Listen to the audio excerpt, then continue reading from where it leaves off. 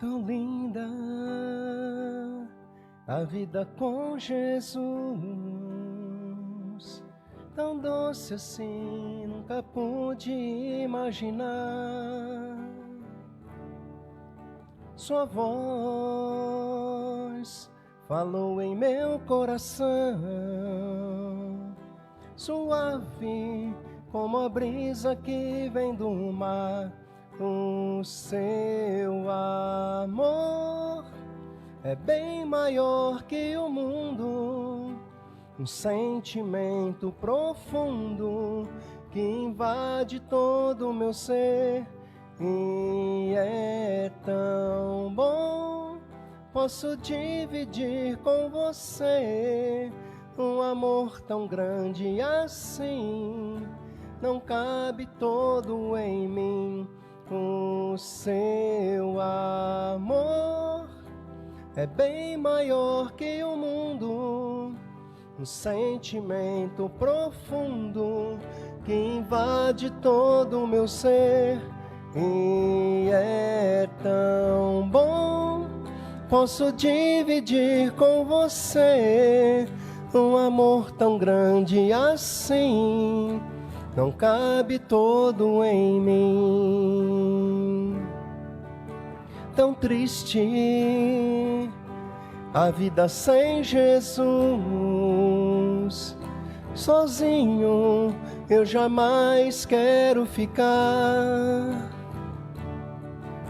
Te amo, ele me disse assim,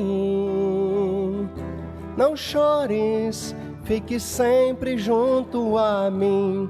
O seu amor é bem maior que o mundo, um sentimento profundo que invade todo o meu ser. E é tão bom, posso dividir com você um amor tão grande assim, não cabe todo em mim. O seu amor é bem maior que o mundo, o sentimento profundo que invade todo o meu ser. E é tão bom, posso dividir com você um amor tão grande assim, não cabe todo em mim.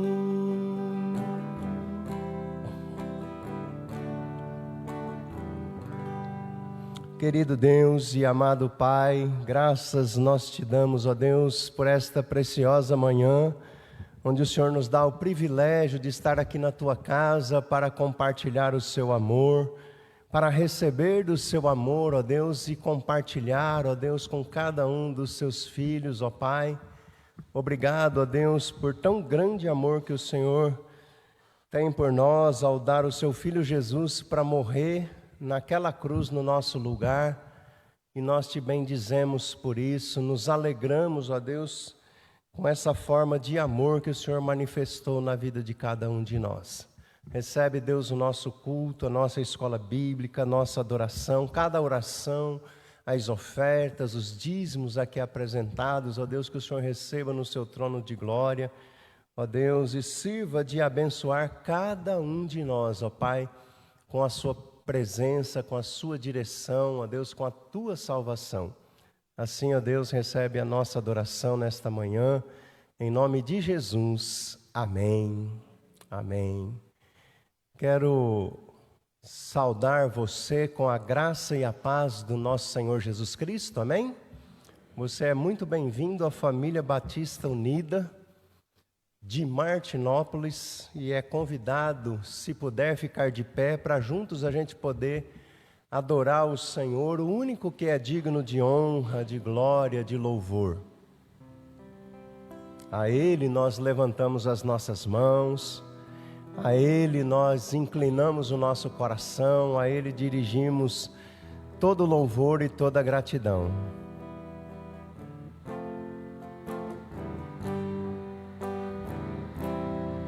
digno de glória e honra. Levantamos nossas mãos para o teu nome exaltar, digno de glória e honra. Levantamos nossas mãos para o teu nome exaltar, porque grande és tu, maravilhas fazes tu, não há outro igual a ti, não há. Não há outro igual a ti, porque grande és tu, maravilhas fazes tu, não há outro igual a ti, não há. Não há outro igual a ti, digno de glória e honra. Levantamos nossas mãos para o teu nome exaltar, digno de glória e honra. Levantamos nossas mãos para o teu nome exaltar, porque grande és tu, maravilhas fazes tu, não há outro igual a ti, não há. Não há outro igual a ti, porque grande és tu, maravilhas fazes tu, não há outro igual a ti, não há. Não há outro igual a ti, porque grande és tu, maravilhas fazes tu, não há outro igual a ti, não há. Não há outro igual a ti, porque grande és tu, maravilhas fazes tu, não há outro igual a ti, não há. Não há outro igual a ti. Amém, né? Nosso Deus disse lá através do profeta Isaías, né, que ele formou um povo para o seu louvor, para a sua honra, né? E ele diz: o meu louvor não darei a outrem, né? Que ele é o único digno de honra, de glória, de todo louvor. Amém? Esse Deus está assentado no trono, no entanto, ele está presente em nós por meio do seu Espírito, né?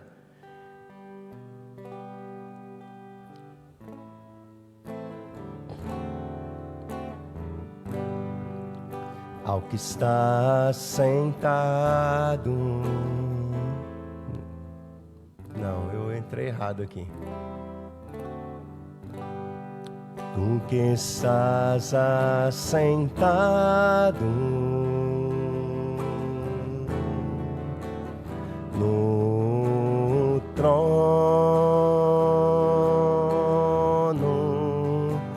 sempre reinando, soberano,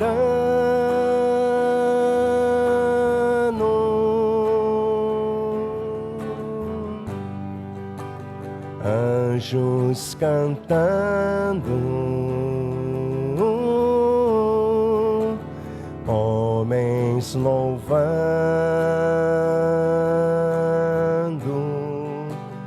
Deus reunido com seu povo,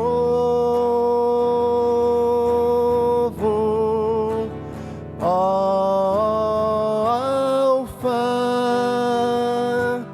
Ômega, Cristo Filho, ó vem,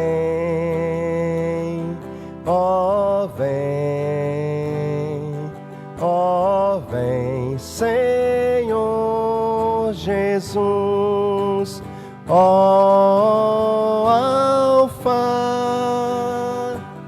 Ômega, Cristo,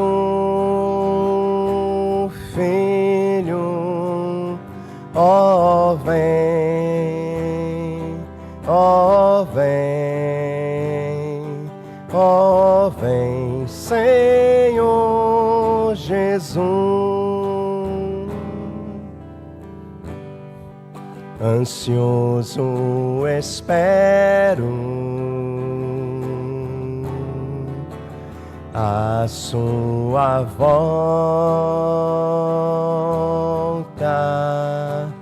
o grande dia em que tu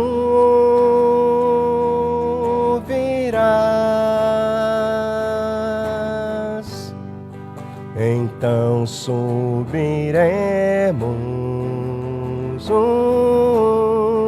contigo estaremos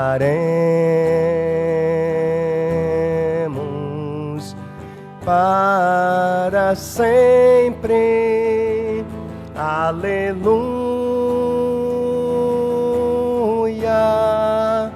Maranata, Cristo, Filho, Mestre, ó vem, ó vem, ó vem, Senhor Jesus, Maranata, Cristo, Filho, Mestre, ó vem, ó vem, ó vem, Senhor Jesus. Amém, glórias a Deus. Nós vamos louvar ao Senhor ainda com essa canção. Paulo, escrevendo aos Coríntios, diz que todas as promessas de Deus têm o sim em Cristo Jesus. Nós não precisamos de mais nada, tudo está nas mãos do nosso Senhor, né? E ao cantarmos essa canção, que Deus é um Deus de promessa, de Deus de aliança, que não é um homem para mentir, você que trouxe seus dízimos, suas ofertas, poderá colocar aqui no gasofilácio.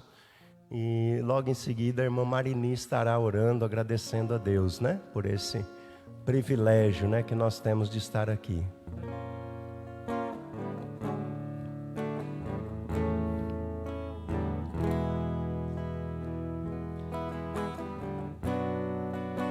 Sei que os teus olhos, sempre atentos, permanecem em mim.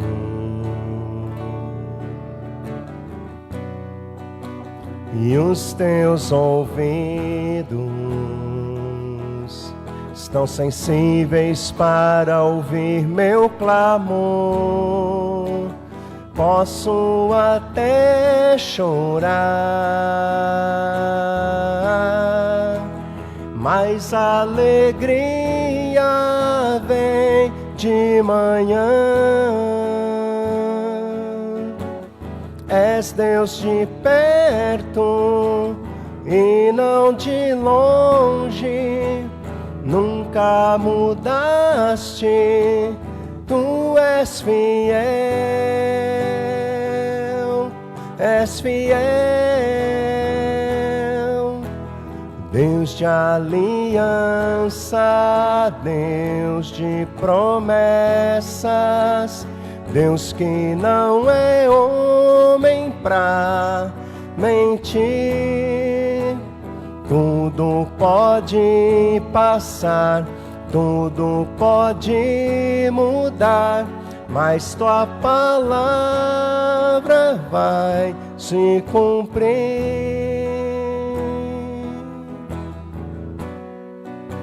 Sei que os teus olhos sempre atentos permanecem em mim.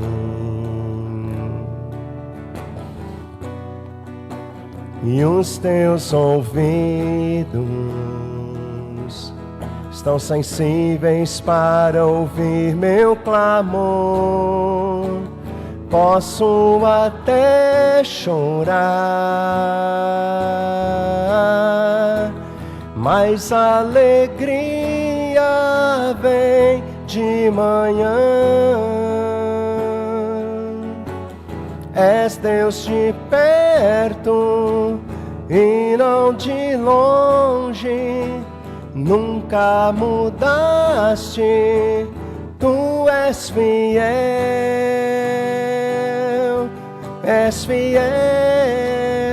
Deus de aliança, Deus de promessas, Deus que não é homem pra mentir. Tudo pode passar, tudo pode mudar, mas tua palavra vai se cumprir. Posso enfrentar o que for, eu sei quem luta por mim. Seus planos não podem ser frustrados. Minha esperança está nas mãos do grande eu sou. Meus olhos vão ver o impossível acontecer. Deus de aliança, Deus de promessas, Deus que não é homem pra mentir. Tudo pode passar, tudo pode mudar, mas tua palavra vai se cumprir.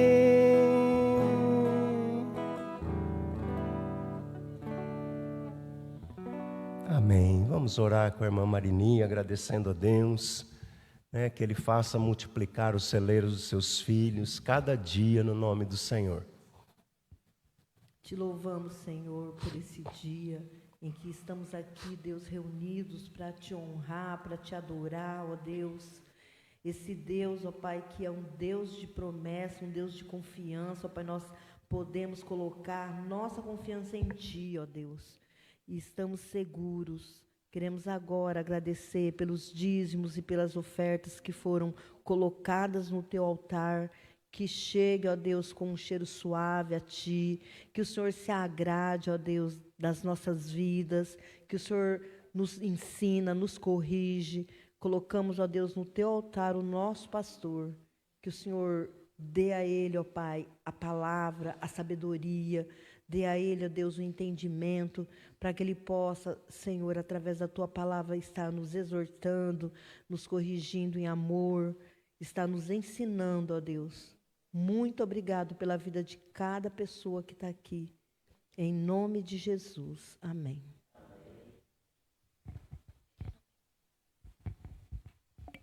Os irmãos podem assentar-se. Nós iniciamos hoje uma nova série de estudos aqui na nossa escola bíblica. E essa nova série tem como tema prosseguindo para o alvo. O desafio de, com força, foco, fé, ficarmos firmes na nossa caminhada, dependentes da graça e do favor do nosso Deus. O texto que é áureo para a nossa série, que é o texto geral, base da nossa série, é Filipenses capítulo 3, os versos de 12 ao 14, onde está inserido o tema da nossa série, o qual eu convido você para a gente ler agora, Filipenses 3, do 12 ao 14, que diz assim: não que eu já tenha recebido isso, ou já tenha obtido a perfeição, mas prossigo para conquistar aquilo para o que também já fui conquistado por Cristo Jesus. Irmãos, quanto a mim, não julgo havê-lo alcançado, mas uma coisa faço, esquecendo-me das coisas que ficam para trás e avançando para as que estão diante de mim, prossigo para o alvo, para o prêmio da soberana vocação de Deus em Cristo Jesus. Amém? Veja, nosso objetivo com esta nova série de estudos é apresentar a vida cristã como uma corrida em direção ao alvo, onde o maior desafio é a gente não desviar nem para a direita, nem para a esquerda. Tampouco parar no meio do caminho e ficar estagnado. A inspiradora mensagem desta carta aos Filipenses, ela nos oferece subsídios, recursos a todos quanto estão prosseguindo para o alvo e em busca da maturidade cristã, que é o nosso desafio. Assim, alguém já disse que a carta aos Filipenses é um dos escritos mais doces e mais suaves, do Novo Testamento.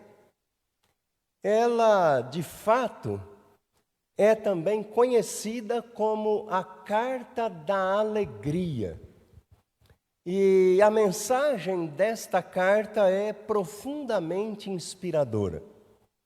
É uma mensagem indispensável àqueles que caminham rumo ao crescimento na vida cristã, rumo à maturidade na vida cristã, vivendo o Evangelho em unidade e em tudo procurando ser um imitador de Cristo Jesus, nosso modelo e nosso exemplo.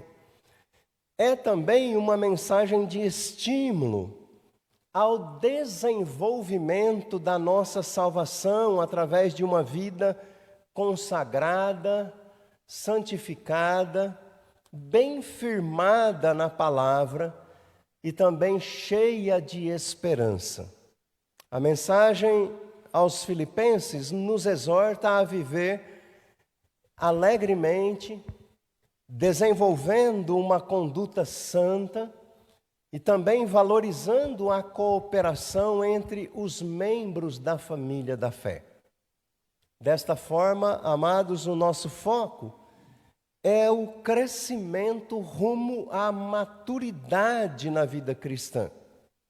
E assim, devemos internalizar o desafio de juntos prosseguirmos para o alvo.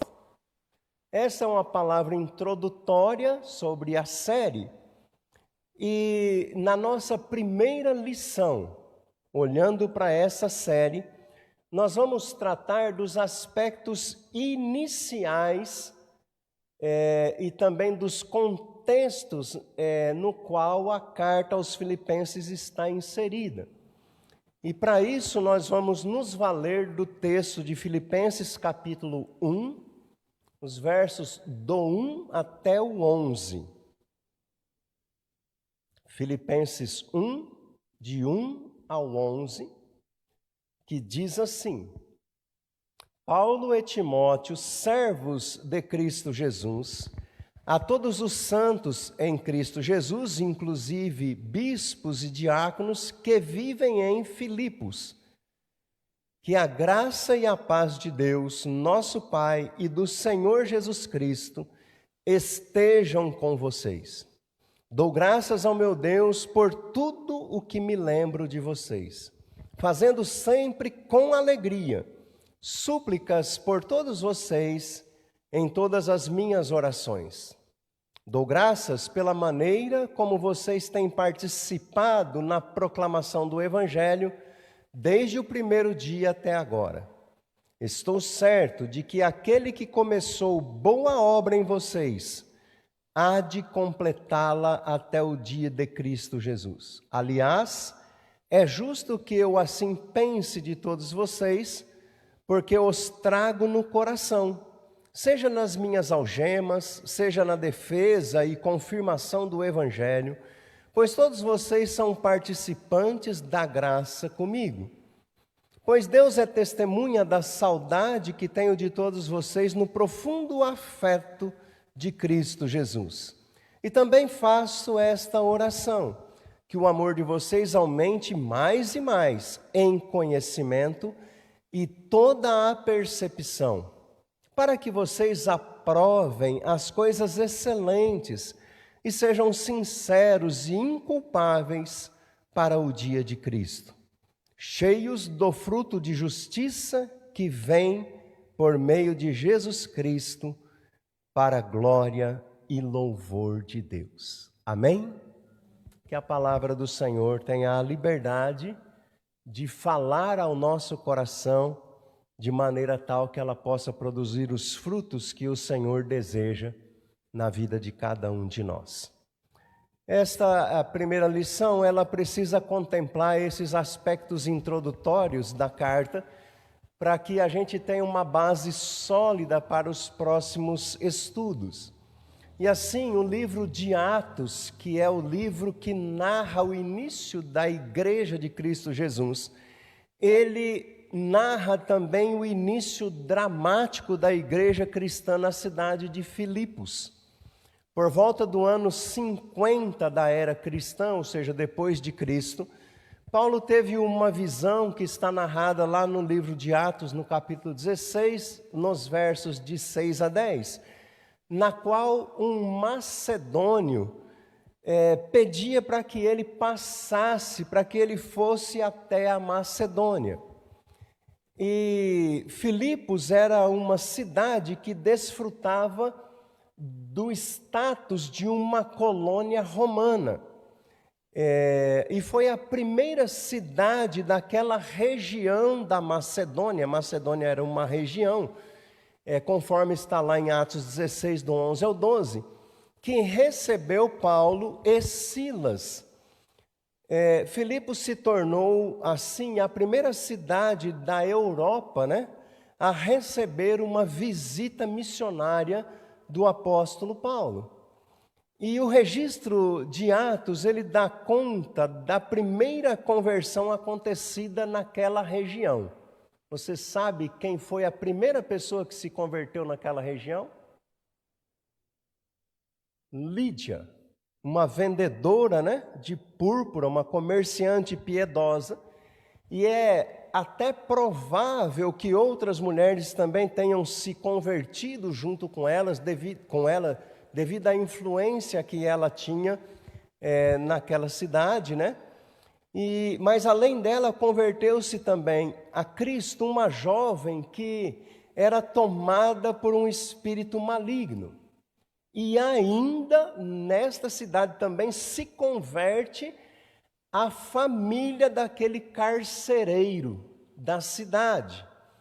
E é provável que também alguns detentos, vendo aquilo que acontecera, também acabaram se convertendo a Cristo Jesus como seu Senhor. Assim, desta maneira, estava plantada a semente da igreja cristã naquela cidade de Filipos. Alguns anos mais tarde, Paulo escreveu uma mensagem para aquela igreja. O apóstolo voltaria a visitar aqueles crentes por ocasião da sua terceira viagem missionária, algo que provavelmente acontecera no ano 57, de acordo com Atos capítulo 20, versos 1 e 2, e também ainda no ano seguinte, conforme narra Atos 20, do 3 ao 6. Desta forma, a leitura da carta aos Filipenses deixa claro, irmãos, que havia uma relação de muito carinho entre os crentes filipenses e Paulo. pelo menos em 2 ocasiões, que mais para frente veremos, os crentes daquela igreja colaboraram financeiramente com o ministério de Paulo. A primeira vez, quando ele estava em Tessalônica, que está lá em Filipenses 4, de 15 a 16, e depois quando ele estava em Coríntios, conforme está em 2 Coríntios 11, versículo 9. E quando Paulo escreve essa carta, ele o faz para agradecer aos crentes o envio de outra oferta que havia sido encaminhada a ele por meio de um irmão chamado Epafrodito, o qual havia sido incumbido pela igreja especialmente para fazer a ajuda chegar nas mãos de Paulo, conforme está escrito lá em Filipenses 4, do 10 ao 20. Agora, curiosamente, veja aí no versículo 1.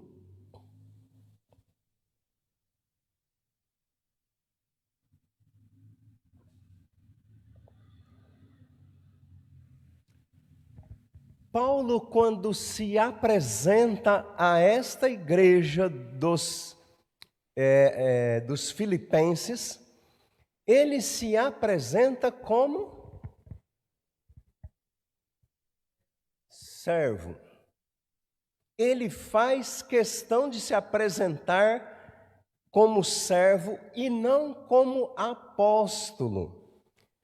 Ele se apresenta como simplesmente ele se apresenta como um servo ou um escravo de Jesus.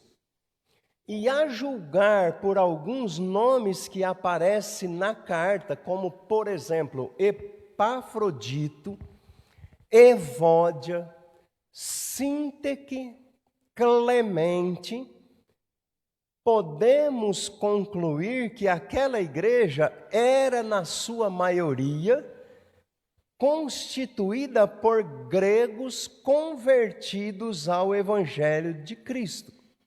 E guarde esta questão dele se apresentar como servo, que mais para frente será importante para nós refletirmos, né?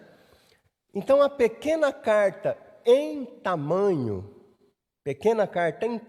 que Paulo escreve aos cristãos da cidade de Filipos é um tesouro precioso. E não é sem razão que ao longo dos séculos ela tem alimentado a espiritualidade e a fé dos cristãos.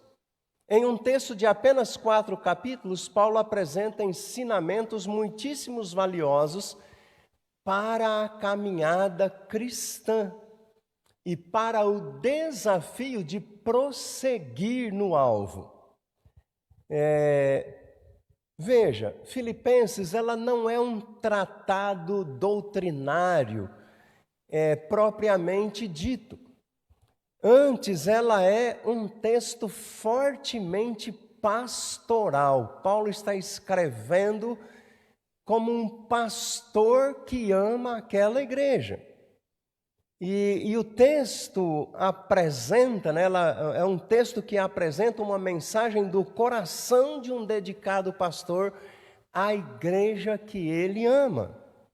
Filipenses não é uma carta famosa ou conhecida como, por exemplo, Romanos, que é mais um tratado teológico, né?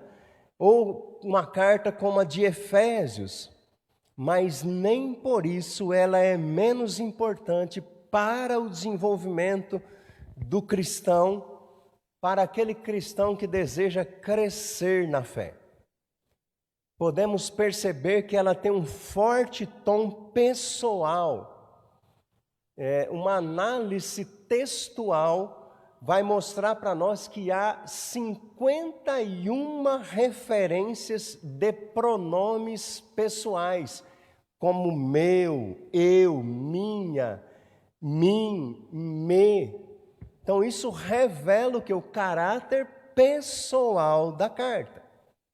Assim, irmãos, no nosso estudo de hoje, visamos apresentar um contexto panorâmico da carta, como uma introdução, com a intenção de despertar o desejo de aprofundar o estudo mais nessa porção bíblica, com vista ao aperfeiçoamento e o amadurecimento da fé, que nos dá confiança para que a gente prossiga para o alvo, para o prêmio da soberana vocação em Deus. Amém? Então, o primeiro aspecto introdutório da carta quando é que ela foi escrita e qual era o momento ou a ocasião que estava acontecendo. Pedirei para o Pone ler para nós Filipenses 1, os versos de 12 ao 14.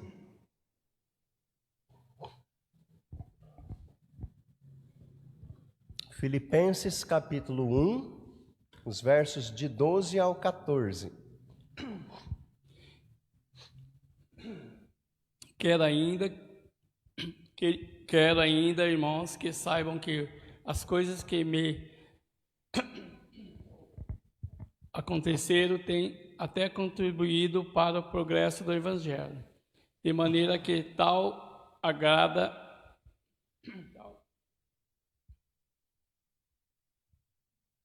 de maneira que toda a guarda pretoriana e todos os demais sabem que estou preso por causa de Cristo. E os irmãos, em sua maioria, estimulo no Senhor para minhas ousam falar a palavra com mais coragem. Amém, irmão. Muito obrigado, viu? Veja só.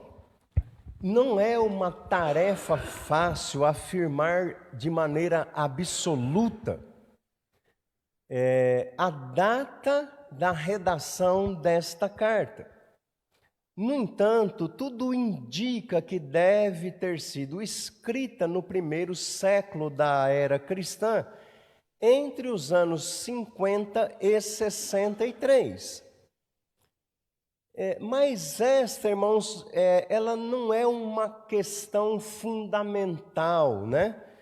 É uma questão que se torna irrelevante para os cristãos de fé. O que vale realmente para nós é a importante e bela mensagem que a epístola, que a carta transmite. Sabe-se também, com certeza, que quando Paulo escreve esta carta, ele estava preso. E isso é importante para nós. Conforme lemos nesses versos de 12 a 14, ele estava preso. E aqui uma outra questão se levanta, porque Paulo ele não esteve preso somente uma vez. Ele esteve preso outras vezes, né? Então ninguém sabe ao certo que prisão foi essa. A tendência é imaginar, é pensar que fora a última prisão, né, que ele enfrentou em Roma. Mas há várias hipóteses apresentadas, como a prisão em Roma, capital império. Outros acham que foi a prisão que ele enfrentou em Éfeso. E outros ainda acham que foi a prisão que ele enfrentou em Cesareia. Mas isso também, afinal de contas, não é tão importante. O que importa é que, mesmo preso, Paulo manda à igreja dos Filipenses uma mensagem no qual importantes temas da vida cristã são tratados. Então, isso é que importa. Embora ela não seja uma carta com o propósito de estabelecer uma teologia, né, uma interpretação teológica, mas ela apresenta ali temas importantes na vida cristã que devem ser tratados. Então, o primeiro aspecto teológico, o primeiro aspecto introdutório para nós é compreender que Paulo estava preso, e isso não impediu ele de escrever uma carta do seu coração para o coração da igreja na qual ele amava. O segundo aspecto introdutório dessa nossa lição de hoje são os principais temas da carta aos Filipenses.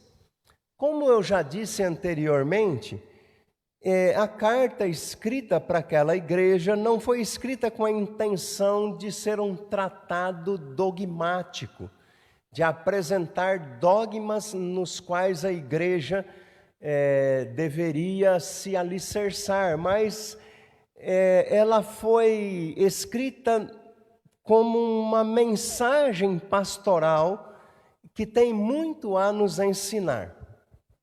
Em resumo, os principais temas da carta aos Filipenses são, em primeiro lugar, a humildade. E aqui vou lembrar você de como é que ele começa escrevendo a carta. Servo de Jesus Cristo. E por quê? Isso revela humildade. A cidade de Filipos, ela era uma colônia romana. Ela exercia, ou ela tinha um alto privilégio, por assim ser uma colônia romana, no tempo do Novo Testamento. Um dos cidadãos de Filipos tinha direitos legais como um cidadão romano que dominava o mundo da época. Então, ele tinha um certo status. Um professor chamado Gerald Hawthorne, ele afirma nos seus estudos que o povo de Filipos era orgulhoso da sua cidade. O povo tinha orgulho da cidade. Ele tinha orgulho dos laços que a cidade de Filipos tinha com Roma. O povo tinha orgulho de observar os costumes romanos. O povo era orgulhoso de obedecer às leis romanas. E era também orgulhoso de ser um cidadão romano. Ser cidadão romano naqueles dias era como se nos dias de hoje a pessoa fosse um cidadão norte-americano. O norte-americano, ele tem orgulho de ser norte-americano. Eu não sei se você já assistiu à celebração do 4 de julho, que é uma data que eles comemoram. Eles têm o maior orgulho de ir lá, você assiste os filmes. O 4 de julho é uma data celebrativa, de muito valor para eles. Veja só o nosso 7 de setembro. Hoje, só vai os que são obrigados a ir. Então, assim, fazendo um paralelo, os filipenses seriam comparados ao cidadão norte-americano que tem o orgulho de ser um patriota daquela pátria, daquela nação. Então, veja, é nesse contexto, que os crentes viviam. E Paulo, então, escreve recomendando para eles, para que este orgulho não fosse maior do que a cidadania celestial. E aí a gente vai compreender um texto que está em Filipenses, que parece que assim, ele está lá, foi jogado lá dentro, assim. Lembra que lá no capítulo 3, versículo 20, Paulo fala assim, porque a nossa pátria está nos céus, de onde também aguardamos o Salvador, o Senhor Jesus Cristo. Não parece que essa frase, assim, ela foi jogada no texto, mas ele está falando isso para que os filipenses tivessem a plena certeza de que a cidadania celestial supera a cidadania naquele tempo romana, que era motivo de orgulho e de vaidade. Não que eles devessem desprezá-la, mas que havia uma cidadania que ocupava o primeiro lugar.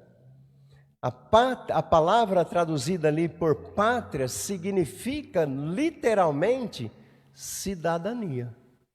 Nós temos uma cidadania nos céus.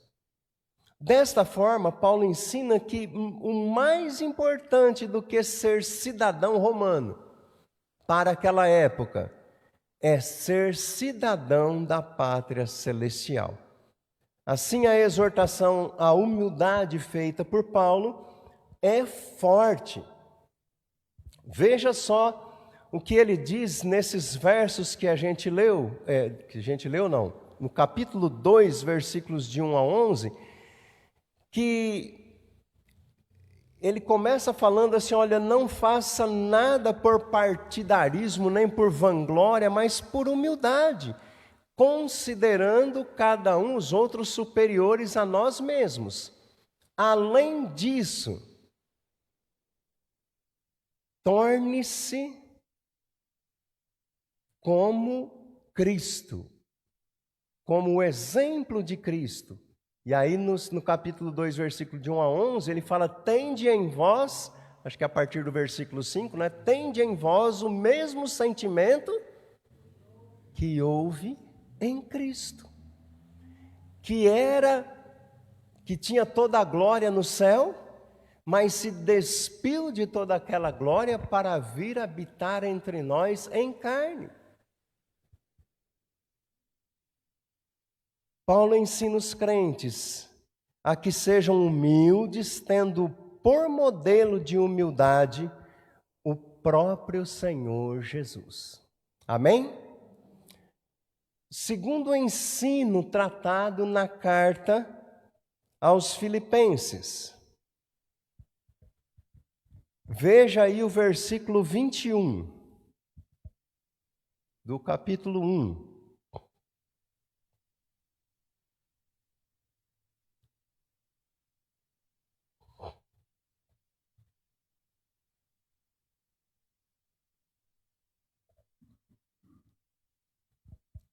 Porque para mim o viver é Cristo e o morrer é lucro. Em Lucas, capítulo 2, fala que quando Jesus foi apresentado ao templo, havia um servo do Senhor ali que aguardava a esperança de Israel. Sabe quem era esse servo do Senhor? Eu estou preparando vocês já para o próximo Enem.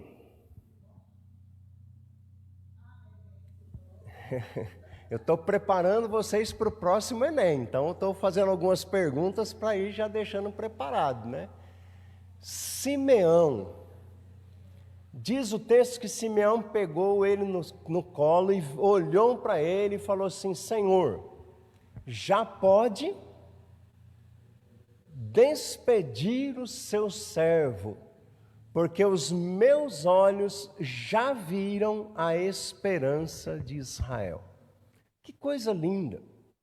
Entender que viver é Cristo e o morrer em Cristo é lucro. É grande e profundo esse estilo de vida, ou essa filosofia de vida, que aqueles que têm um encontro verdadeiro com o Senhor compreendem. Paulo fala assim, o meu desejo é partir e estar com Cristo, mas eu ainda tenho alguma coisa para cumprir aqui. Então, esta é a filosofia de vida. E conforme esta filosofia, nos versos 23 e 24, a vida em Cristo, com Cristo e por Cristo, supera até a morte. Supera até a morte, que é algo dolorido para todo ser humano. É talvez o maior adversário que o cristão tem a enfrentar. Mas para o cristão verdadeiro, a vida por Cristo, com Cristo, em Cristo, supera a dor da morte. Aqueles que morrem no Senhor estão num estado de consciente felicidade, muito além do que qualquer realidade experimentada aqui na terra. Esse ensinamento de Paulo enche o coração do cristão de conforto e de esperança. Amém? Terceiro ensino desenvolvido na carta aos Filipenses é o desafio à santificação. Eu vou pedir para a irmã Maria Passos ler para nós Filipenses 3, do 8 ao 16.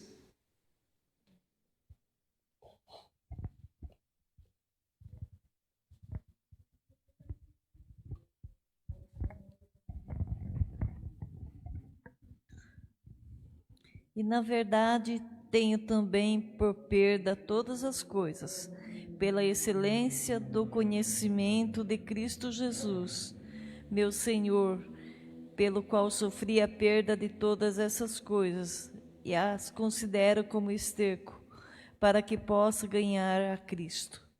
E seja achado nele, não tendo a minha justiça que vem da lei, mas a que vem pela fé em Cristo, a saber, a justiça que vem de Deus pela fé, para conhecê-lo e a virtude da sua ressurreição, e a comunicação das suas aflições, sendo feito conforme a sua morte, para ver se de alguma maneira posso chegar à ressurreição dos mortos. Não que já o tenha alcançado, ou que seja perfeito, mas prossigo para alcançar aquilo para o que fui também preso por Cristo Jesus. Irmãos, quanto a mim, não julgo que haja alcançado. Mas uma coisa faço, e é que, esquecendo-me das coisas que atrás ficam e avançando para as que estão diante de mim, prossigo para o alvo, pelo prêmio da soberana vocação de Deus em Cristo Jesus. Pelo que todos quantos já somos perfeitos, sintamos isso mesmo.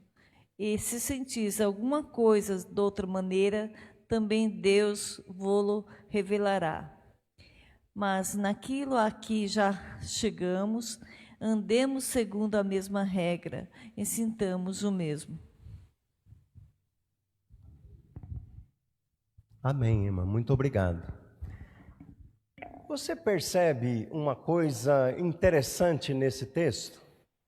A que tipo de santificação Paulo está se referindo aqui? Porque quando a gente fala de santificação, o que vem logo na nossa mente?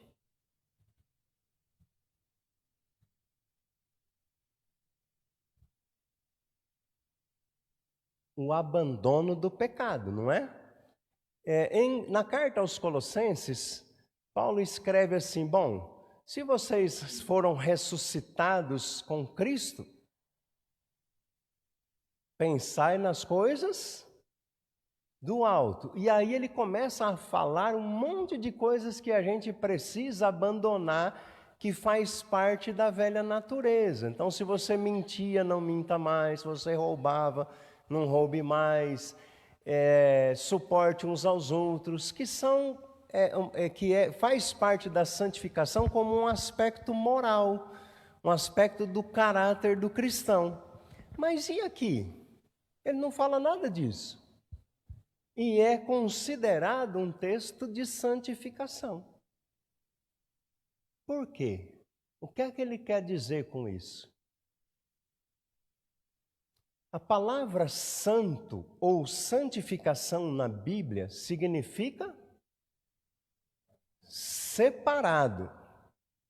Então, se o cristão foi separado para uma finalidade, que finalidade é essa? Ser um cidadão do reino de Deus. Se ele foi separado, ele precisa colocar em primeiro lugar uma questão muito importante: já não é mais ele quem, mas Cristo vive nele. E a base que ele tem agora para a vida não se baseia nos seus próprios méritos, mas nos méritos de Jesus.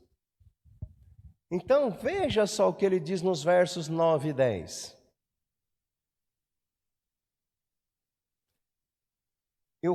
A vida que ele tinha, ele diz assim, por causa de Cristo, no versículo 8, no meio do versículo 8, por causa de Cristo, perdi todas as coisas e as considero, algumas versões falam refúgio, outras falam lixo, para ganhar a Cristo. E ser achado nele, não tendo justiça própria que procede da lei, mas aquela que é mediante a fé em Cristo, a justiça que procede de Deus baseada na fé. E o que eu quero é conhecer Cristo e o poder da sua ressurreição, tomar parte dos seus sofrimentos e me tornar como Ele na sua morte. Então, os méritos não são nossos, mas são de Cristo Jesus. Ao mesmo tempo, a santificação também é apresentada como algo que exige e envolve esforços do crente para desapegar do velho eu e viver em novidade de vida. Porque é assim que vai se buscando o progresso espiritual, conforme a gente pode ler em vários textos, no capítulo 1, versículo 9, no capítulo 2, os versos 12 e 16, no capítulo 4, os versos 8 e 9. Então, é a realidade da vida cristã de que, de fato, nós fomos separados para uma vida por Cristo, em Cristo, com Cristo, pelos méritos dele. Quarto tema tratado na carta aos Filipenses. Vou pedir para a irmã Neuza ler para nós no capítulo 2, os versos 14 e 15.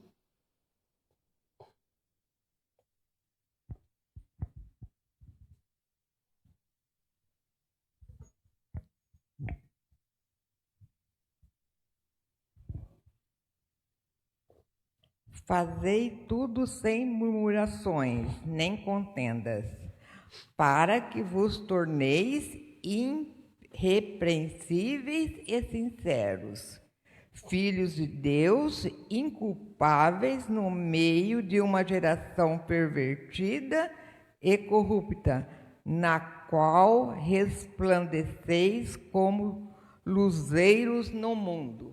Amém, irmã. Muito obrigado, viu? Veja só, irmãos, fazei o que for possível sem murmuração. É isso? Fazei o que for possível sem murmuração? Tudo. A igreja dos Filipenses era uma comunidade muito especial, carinhosa, amorosa para com o apóstolo Paulo. Contudo, porém, todavia, mas, entretanto, havia conflitos naquela igreja. E por que havia conflitos naquela igreja?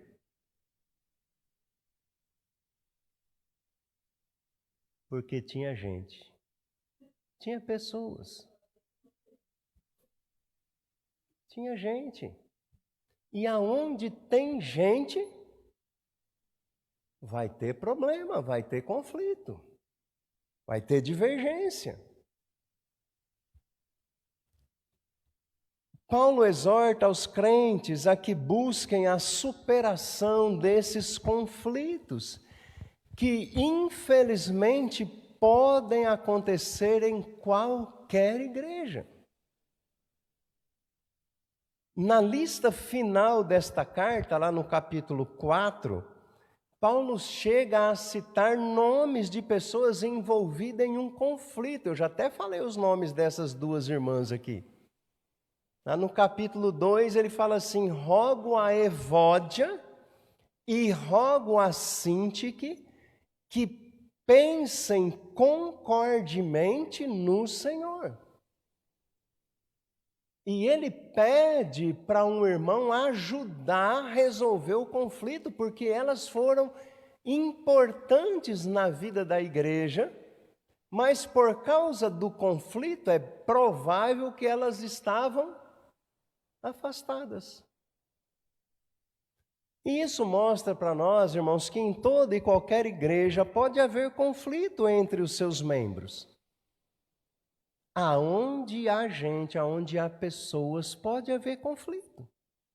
É por isso que ele fala lá anteriormente, no capítulo 2 aos Filipenses, que nós precisamos ter o mesmo sentimento que houve em Cristo. Para que quando acontecerem os conflitos, a gente possa resolvê-los. Paulo ensina que todos devem se esforçar para que tais conflitos sejam solucionados e superados para a glória de Deus. Então, não existe igreja perfeita. E sabe por quê? Porque tem gente imperfeita. E só no céu é que a gente será perfeito. Mas a gente precisa da maturidade, por quê? Porque a maturidade nos faz exercitar esse modelo de vida. Sem murmuração, sem reclamação, sem rixa, sem briga. Porque isso é fruto da carne.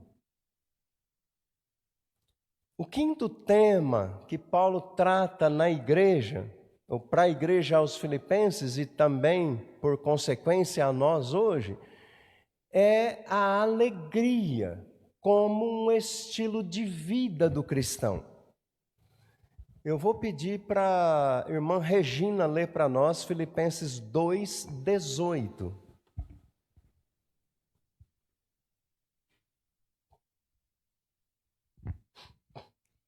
E vós também regozijai-vos e alegrai-vos comigo por isso mesmo. Amém. Muito obrigado, irmã. Veja, o tema da alegria cristã está presente em praticamente todo o texto dessa carta.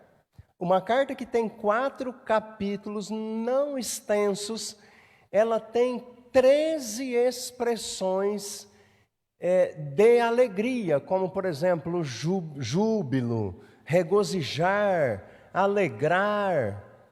Então ela tem 13 vezes expressão de alegria. Mas que alegria é essa? Ela não se trata exatamente de um sentimento. eufórico, mas ela se trata de um modo de vida, de um estilo de vida, uma atitude que leva o cristão a ver a vida com os seus altos e baixos,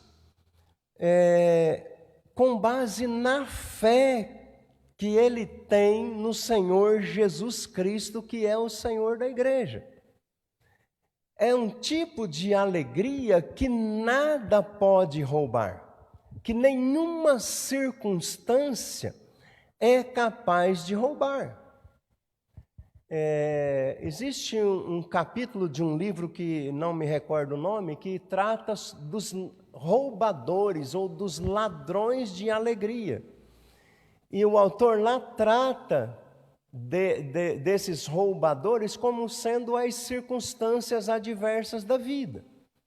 Por exemplo, uma enfermidade, ela pode ser roubadora da alegria como sentimento. O luto pode ser o roubador da alegria como sentimento.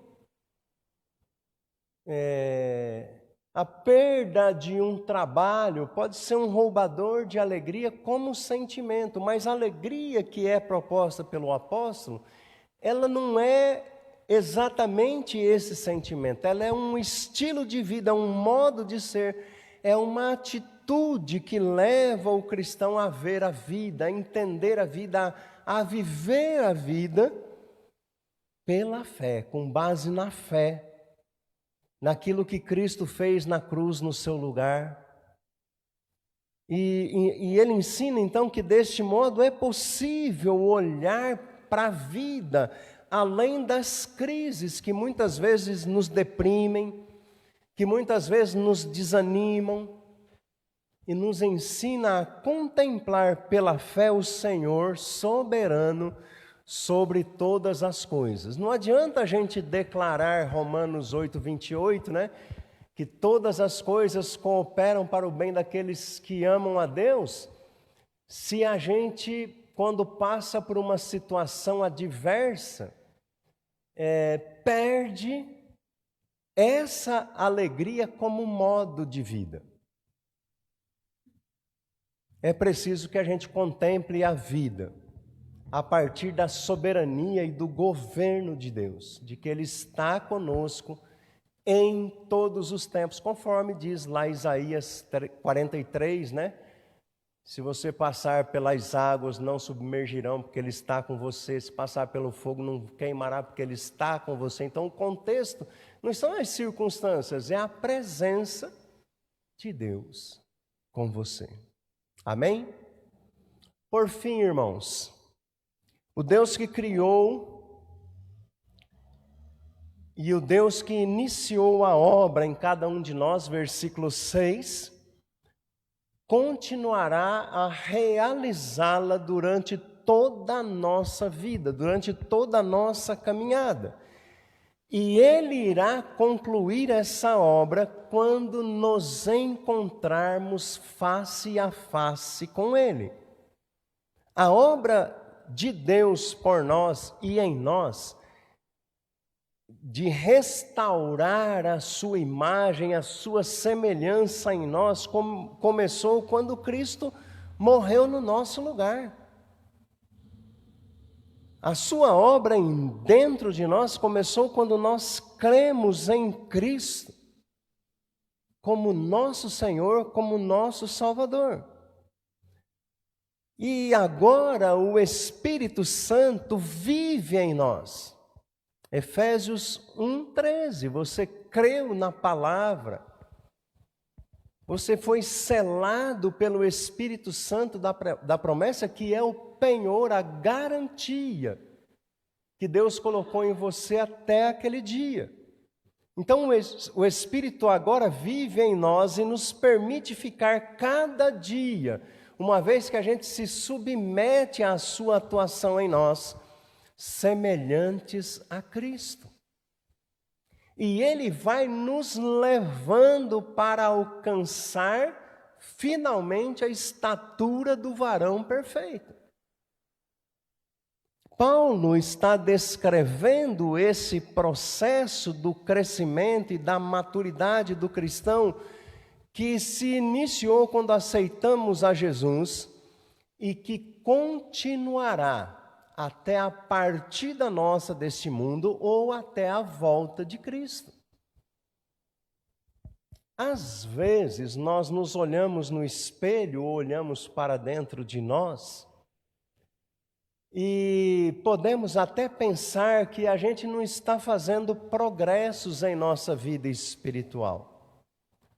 Mas saiba de uma coisa: quando Deus começa a obra, um projeto, Ele sempre conclui. Ele não deixa uma obra inacabada. Às vezes você passa pela rua, vê uma casa começou a ser construída, um prédio começou a ser construído e ficou ali paralisado, começou a cair as paredes já levantadas, né? Não acontece isso quando Deus começa uma obra. Como aconteceu com os filipenses, Deus nos ajudará a crescer na graça, a crescer no amor, a crescer na misericórdia, até que Ele tenha concluído a obra na vida de cada um daqueles que nele crê e daqueles que nele confia. Desta forma, quando você se sentir desanimado, lembre-se que Deus não desistirá de você. Quando você se sentir incompleto, perturbado talvez pelas fraquezas, lembre-se da promessa e da provisão de Deus. Não deixe que a sua atual ou que nenhuma outra situação roube a alegria de você pertencer a Deus. A alegria que Paulo fala assim, a sublimidade de conhecer a Cristo, a grandeza, a majestade de você ter conhecido a Cristo. Algumas circunstâncias da vida podem roubar a alegria circunstancial e passageira. Mas a alegria de conhecer a Cristo e pertencer a Ele não pode ser roubada. E não deixe que nada te impeça de ficar mais próximo, mais junto de Cristo Jesus. Juntos, prossigamos para o alvo, para o prêmio da soberana vocação. Então, quando você pensar em desistir, lembre-se: força, foco e fé. Fique firme, prossiga para o alvo com Jesus, olhando para Jesus. Amém? Nós vamos cantar o hino 579. Pois não? Pode.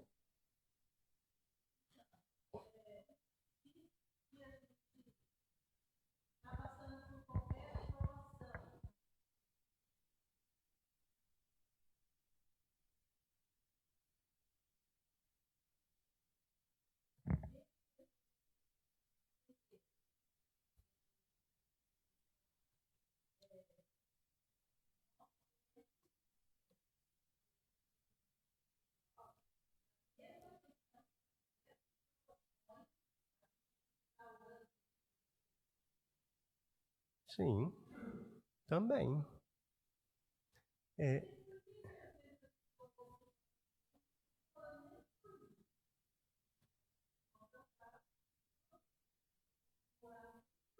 Uhum.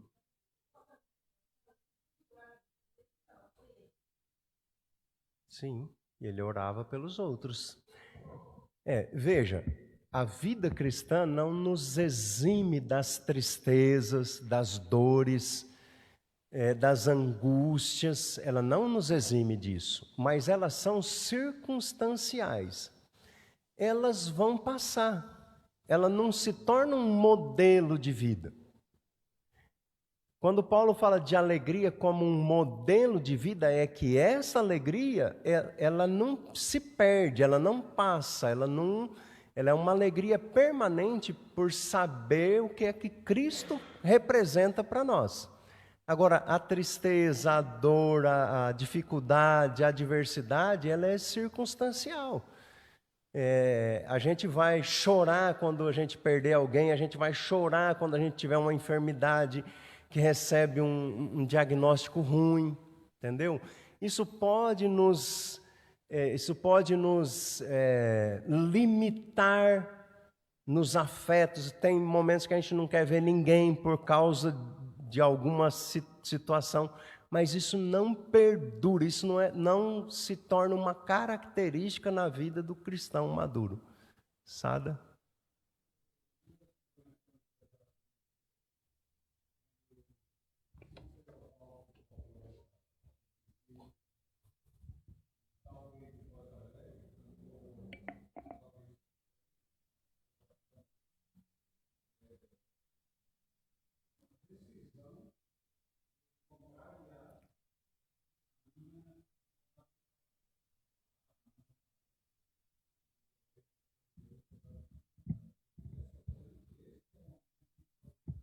Tiago, capítulo 5, né? Regina?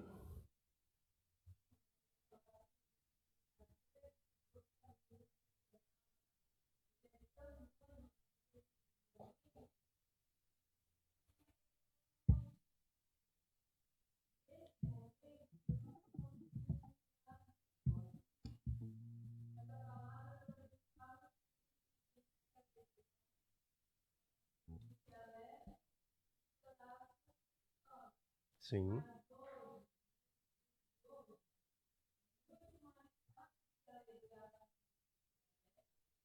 Do que chorar. Sim. Por isso é o desafio da maturidade, a gente compreender que os sentimentos, que as adversidades da vida, né? Elas não são capazes de roubar essa alegria que está lá por conta daquilo que Cristo fez por nós. E é esta alegria, sabedor desta alegria que Cristo fez por nós, é que vai nos capacitar a se levantar, a encorajar. Paulo ensina em 1 Coríntios, salvo engano, que Deus nos consolou. Ele nos consolou para que com a mesma consolação que nós fomos consolados, nós consolemos os outros. Então, mas isso a gente vai adquirindo isso com a maturidade, com a compreensão de que é muito comum, pelo menos no meio pentecostal, neopentecostal, assim, se você está sofrendo é porque tem algum pecado, se você está com tal doença é porque você está com tal dor, é porque... Não. A dor, o sofrimento, a tristeza, ela é inerente no estado do cristão, né? No estado pecaminoso. Ela é inerente, ela entrou na vida do cristão, não só do cristão, mas de todas as pessoas. Agora, quando a gente tem a compreensão daquilo que Cristo fez por nós somos capazes de superar as adversidades, as lutas, né? Embora a gente não esteja isento de passar por elas. Amém? Vamos ficar de pé, se você pode. 579 do Cantor Cristão. É um convite para que a gente prossiga olhando para Cristo.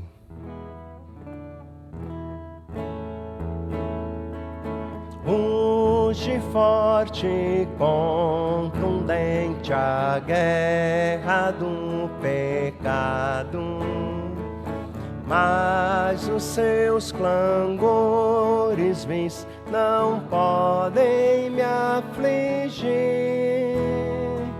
Sei em quem confio, pois na rocha estou firmado, e celestes bênçãos irei fruir, olhando para Cristo, grande autor da salvação.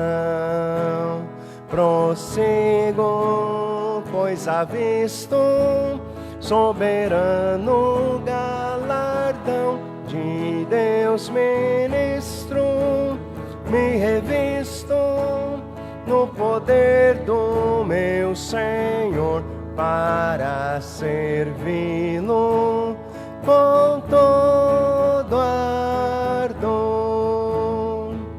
Vejo ao longe campos vastos prontos para colheita, multidões sem luz, sem Deus, aguardam salvação. Vem, ó Deus, desperta o amor da geração eleita, para os teus obreiros concede unção, olhando para Cristo, grande autor da salvação. Prossigo, pois avisto soberano galardão de Deus ministro, me revisto do poder do meu Senhor para servi-lo com todo ardor, desprezando deste mundo as sendas ardilosas. Volto meu olhar pra cruz de quem me resgatou. Dele tenho na alma então as bênçãos muito gloriosas. Aí feliz com Cristo, cantando vou, olhando para Cristo, grande autor da salvação. Prossigo, pois avisto soberano galardão de Deus ministro, me revisto do poder do meu Senhor para servi-lo com todo ardor. Obrigado, Deus, pela tua palavra que é viva e eficaz, capaz, ó Deus, de sondar o nosso coração, de curar, ó Deus, as nossas feridas, as nossas dores, para experimentar a cada dia o crescimento, a maturidade, ó Deus, olhando para Cristo, aquele que nos prometeu um soberano galardão.